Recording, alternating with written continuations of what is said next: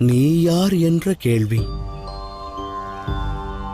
அக்கேள்விக்கு நீ விடையறிந்தால் மற்ற சந்தேகங்களுக்கும் தெளிவான விடை கிட்டும்.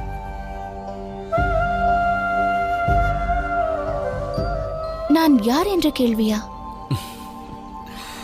அனைவரும் இறைவனுடைய மறுவடிவமே ஆவார்கள். அதை எவரும் உணர்வதில்லை. சாம்பலில் மறைந்துள்ள தணல் தெரிவதில்லை. அது மட்டுமல்லாது இருளில் மறைந்துள்ள ஒளி தென்படுவதில்லை.